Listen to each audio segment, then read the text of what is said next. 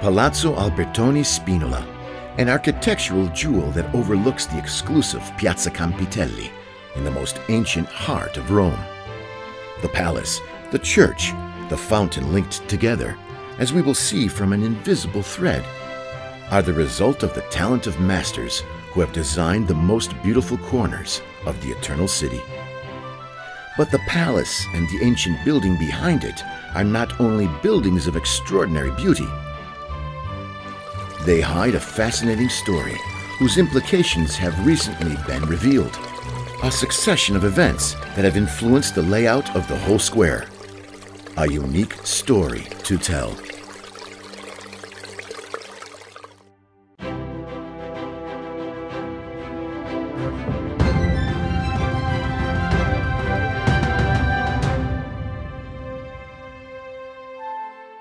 Towards the end of the 1500s, the Marquises Paluzzi degli Albertoni, descendants of an important Roman family coming into power at the time, owned an ancient building located in today's Capizzucchi Lane.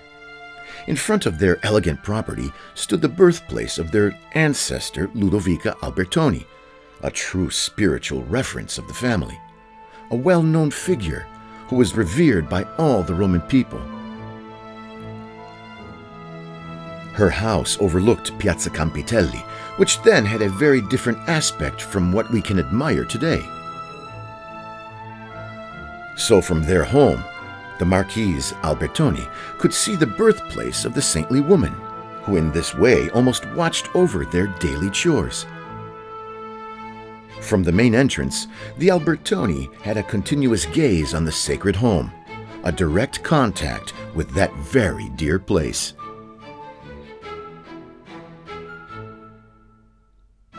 But who was this noble woman, and why was her figure the object of spontaneous devotion which came from the citizens of the capital? Ludovica Albertoni was born in this house in 1473 and was orphaned by her father when she was only 2 years old. She was raised by her paternal aunts and married very young to a brusque nobleman with whom she had 3 daughters.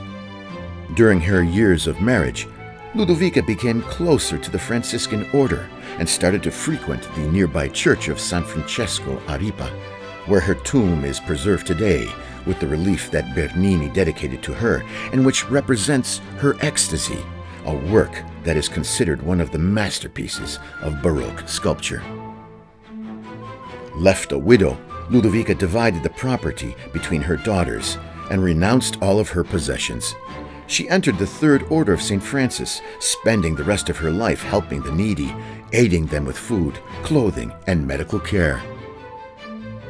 After her death, her figure was immediately the object of devotion. Pope Clement X officially approved the cult on January 28, 1671. Meanwhile, in 1587, right in front of the place where the saintly woman was born, the Marquise Albertoni and the other families whose palaces overlooked the square had a splendid fountain built. The work was entrusted to a great artist, very much in vogue at that time, Giacomo della Porta, who had already built several buildings in the city center, as well as some extraordinary fountains commissioned by the Pope. The Albertoni Marquises asked Giacomo della Porta to design a building on the land that became their property in front of their ancient Paletzetto. However, they asked the master to do the impossible, to maintain the visual continuity between the Paletzetto and the house of the saintly woman. Giacomo della Porta accepts the challenge and designs his masterpiece. But who is Giacomo della Porta?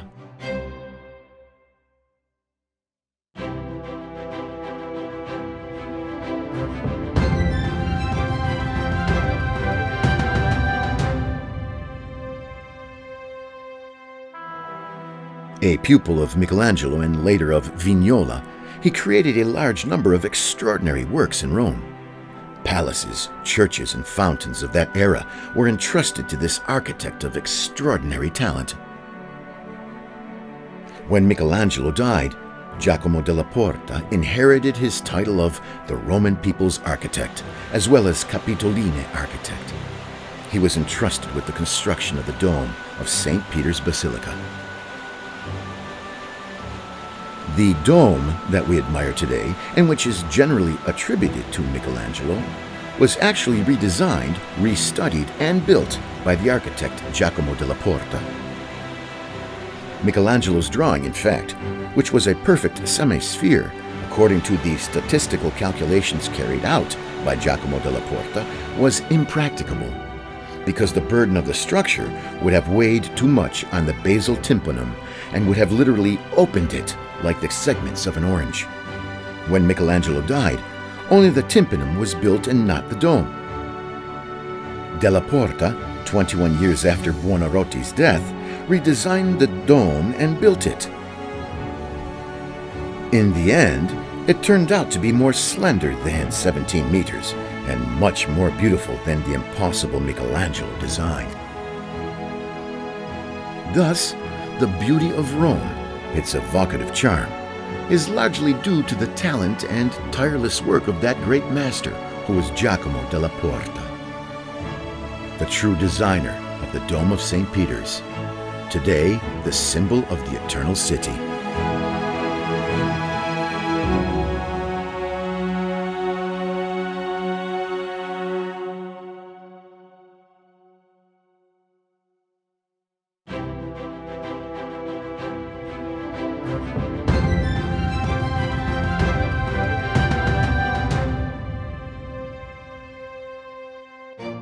Giacomo della Porta then designed the palace intended by the Marquises, and in the last years of the 1500s, he began to build the load-bearing structures and the first internal partitions. But a sudden death overtook him in 1602. Upon the death of the master, his second-in-command, Girolamo Rainaldi, with whom he had been collaborating for some time now, took over. The disciple thus had the task of aligning the facade of the building with the new layout of the square. The facade was completed around 1616. In the meantime, popular devotion to the saintly Ludovica was growing steadily.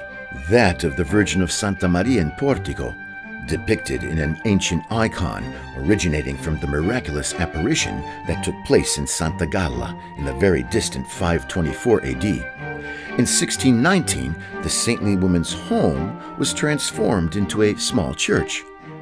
Later, the building was further transformed by Pope Alexander VII into a large votive church to celebrate the end of the plague that had decimated the population of southern Italy and had threatened to spread to Rome. The new building served to house the sacred icon of the Virgin Mary. The work was entrusted to Carlo Rainaldi, Girolamo's son, assistant to Maestro della Porta, who had carried out the overall project of the building. Carlo Rainaldi, who knew the intentions of his two masters well, built the great portal exactly where the door of the house of the saintly woman stood, with millimeter precision. In 1667, the facade of the Church of Santa Maria in Campitelli was therefore completed. A few years later, in 1679, the beautiful fountain was moved about 30 meters towards the southeastern side of the square because, according to the state archives, it disturbed because of the lingering of the coachmen and other servants. Today, it still reveals all its splendor, right next to the Palazzo Albertoni Spinola, which for over 400 years has been reflected in the clear water of the fountain.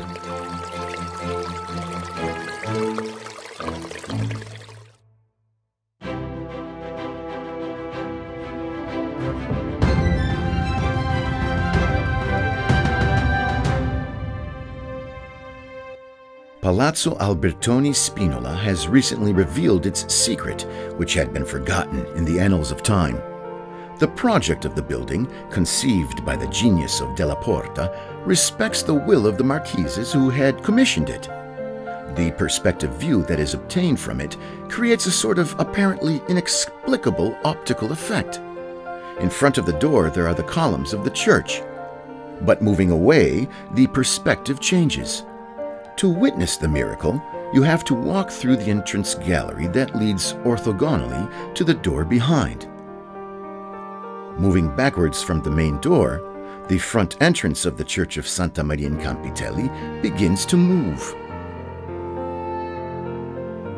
until it coincides perfectly when you reach the threshold of the door of the Paletzetto. Here the magic happens. From the door of the building, the entrance to the church is framed millimetrically, thanks to that magical orthogonality conceived by the genius of the masters.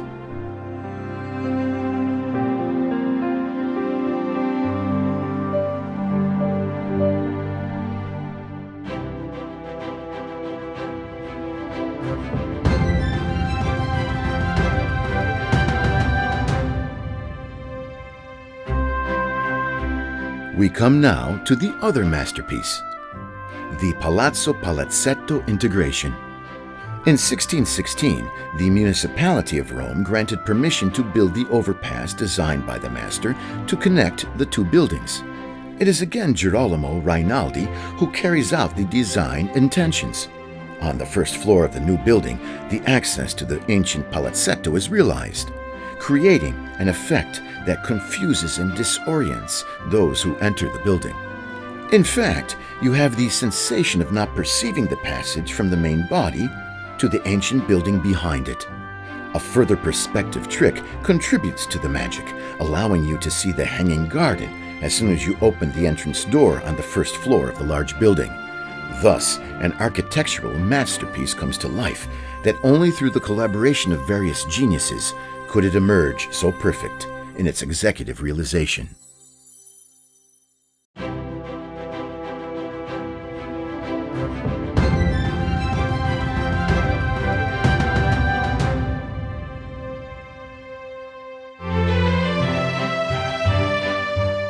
Paletzetto inside Palazzo Albertoni Spinola is therefore a living and unique architectural jewel in the world. Fruit of the talent of the greatest architects of the Italian Renaissance, an immortal work located in the heart of the culture of mankind. Within the suggestive backdrop of the Eternal City, St. Peter's and the Paletzetto look at each other.